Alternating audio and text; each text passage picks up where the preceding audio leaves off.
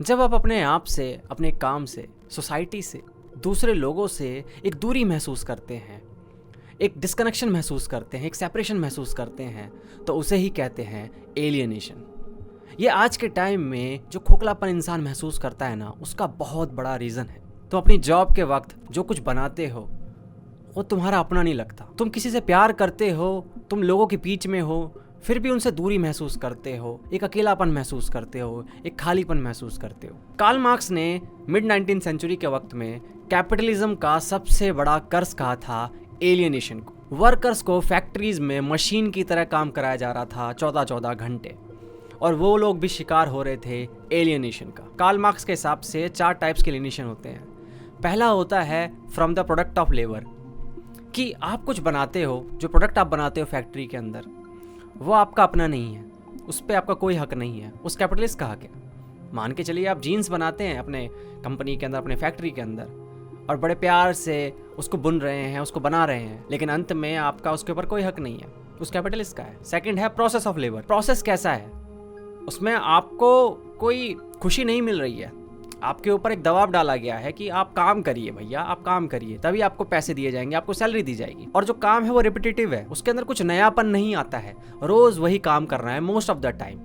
Assembly line पर एक ही screw आपको 8-8 घंटे घुमाते रहना है। सोच के देखिए, 8 से 10 घंटे आप एक स्क्रू घुमाते रहें, और सोचिए अपने 30-40 साल अपनी जिंदगी के आप इसी को देने वाले हैं, क्या हालत होगी आपकी। तीसरा है, आप अपने आप से भी एलिनेट हो जाते हैं, फ्रॉम सेल्फ। अब इंसान का जो नेचुरल एसेंस है ना, वो क्रिएटिव वर्क है, वो कुछ क्रिएटिविटी करना चाहता है, कुछ बनाना चाहता है, लेकिन इस एनवायरनमेंट के अंदर उसको ऐसा कुछ करने नहीं दिया जाता। सिर्फ पैसे के लिए काम करता है, खुशी का कोई ठिकाना नहीं है, कोई सेटिस्फेक्शन नहीं है। चौथा है, वो दूसरे लोगों से भी एलिनेट हो जाता है, अलग लोगों से भी, क्योंकि ये जो कैपिटलिज्म है ना, ये एक ऐसा सिस्टम क्रिएट करके देता है जिसके अंदर हायरार्की जो है वो नेचुरली बन जाती है, और इसके अंदर आपको कॉम्पीट करना पड़ता है। आपको सामने वाले इंसान को इंसान की तरह नहीं, कंपटीशन की तरह देखना पड़ता है कि अगर ये मुझसे आगे निकल गया तो इसकी सैलरी बढ़ जाएगी, यह मुझसे ऊपर हो जाएगा तो मुझ पे ऑर्डर जमाएगा, हक जमाएगा, तो मुझे इसको ऐसा कंपटीशन देखना है। भाव जो है कि हाँ भाई हम टीम है, हम साथ में काम कर रहे हैं इस फैक्ट्री के अंदर, वो खत्म सा हो जाता है। सेल्फिशनेस को बढ़ावा दिया जाता है इस एनवायरनमेंट के अंदर। कार्ल मार्क्स के वक्त जो कैपिटलिज्म था ना, वो मटेरियल लेबर के आसपास घूमता था, लेकिन अब सर्विसेज के अराउंड भी घूमता है, क्योंकि डिजिटल एज आ चुका है। सॉफ्टवेयर लोग बनाते हैं, लोग अपना डेटा रखते हैं, अपने आइडियाज़ रखते हैं सामने, लेकिन फिर भी वो एलियनेशन का कंसेप्ट जो है वो कहीं गया नहीं है। लोग आज भी अपने काम से डिस्कनेक्टेड महसूस करते हैं, रियलिटी से डिस्कनेक्टेड महसूस करते हैं, क्योंकि ये सिस्टम जो है बिल्कुल नहीं बदला। कॉर्पोरेट सेक्टर में आप जाके देखेंगे तो आपको देखने को मिलेंगे ऐसे चेहरे जो ज़ॉम्बी से कम नहीं लगते हैं।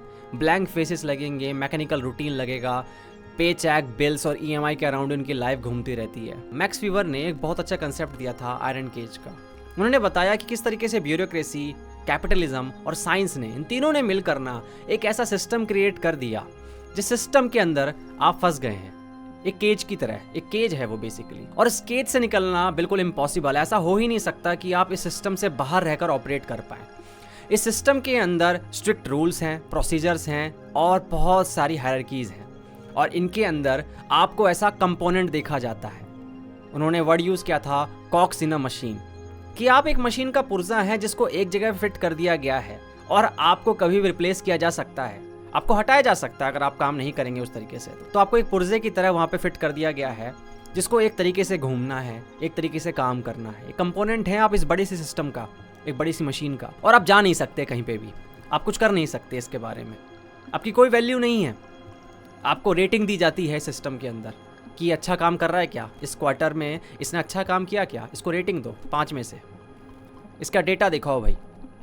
तो आप इंसान की तरह कम देखे जाते हैं, ऐसा कंपोनेंट ज़्यादा देखे जाते हैं, ऐसा पुर्जा ज़्यादा देखे जाते हैं इस मशीन का। और ये क्या है? बेसिकली एक केज है जिससे बाहर निकलना ऑलमोस्ट इम्पॉसिबल है आज के टाइम में, जिसके कारण लोग जो हैं पहले तो डिह्यूमनाइज हो जाते हैं और उसके बाद एलिनेशन का शिकार हो जाते हैं। इस एलिनेशन के अंदर ना सिर्फ कॉर्पोरेट जॉब्स का ही एक रोल नहीं है, उन शहरों का भी है। आप शहर को ज़रा ध्यान से देखिए। क्या कभी आपको लगता है, अगर आप गांव से बिलोंग करते हैं, अपना शहर छोड़ के आए हुए हैं, होम टाउन छोड़ के आए हुए हैं, तो कभी आपको लगा कि शहर ने आपको अपनाया? शहर रहने की जगह कम लगती है, और ऐसा लगता है वो एक ब्लैक होल है जो आपकी आत्मा को रोज़ निगलता है। कॉर्पोरेट जॉब्स जो हैं वो आपके माइंड को नंब कर देते हैं, लेकिन जो ये शहर है ना, आपके सोल को ट्रैप कर देते हैं। रेंट पे रहने वाले उन इंसानों से पूछो कि भाई वो कैसा फील करते हैं उस कमरे के अंदर, उस फ्लैट के अंदर। वो फ्लैट की दीवारें भी बोलती होगी कि भाई तू यहाँ बिलोंग नहीं करता है, मैं तुझे कभी नहीं अपनाऊंगी, तू मेरा नहीं है, तू शहर का नहीं है। इवन जो खिड़कियों से धूप आती है ना उस किराए के कमरे में, वो भी किराए की लगती है। जब बाहर निकलोगे तो एंडलेसली बस हॉकिंग चल रही है, गाड़ियां चल रही हैं, पॉल्यूशन है। पेड़ों से ज़्यादा आपको एडवर्टाइजमेंट ज़्यादा दिखेंगी, लोग भागा दौड़ी में ज़्यादा लगेंगे। कोई ऐसी जगह ही नहीं है कि जहाँ सोशलाइज कर सको। अगर आप सोशलाइज करने की जगह ढूंढ भी लें तो शायद हिम्मत ना हो आपकी, क्या पूछूंगा, क्या बात करूंगा। अगर अनएम्प्लॉयड रहो तो ओवर थिंकिंग आपको मार देगी, और एम्प्लॉयड रहो तो ये जॉब्स जो हैं आपको कुछ सोचने लायक ही नहीं छोड़ती। कोई ऑटोनॉमी नहीं है आपकी, बॉस के हिसाब से आपकी ज़िंदगी चलेगी। कब आपको लॉग इन लॉग आउट करना है, कब आपको पीपीटी देनी है, कब आपको मीटिंग्स अटेंड करनी है, कब आपको उठना है, खाना है, सोना है, बैठना है, वो सब कुछ आपके सीनियर्स जो हैं वो डिसाइड करते हैं। फ्रेशर्स की ज़िंदगी तो और ज़्यादा हेल बन जाती है, ना ढंग से सैलरी मिलती है, ना इज्जत मिलती है। इवन संडेज़ वगैरह भी, जो वीकेंड्स वगैरह है, वो भी एंग्जाइटी में बीतते हैं कि मंडे को क्या करना है, मंडे को क्या होगा, कैसे झेलेंगे अगला हफ्ता। ऐसे घुट घुट कर ज़िंदगी जीनी पड़ती है लोगों को इन सेक्टर्स के अंदर। लेकिन अब बात आती है कि क्या किया जाए यार, कैसे जिया जाए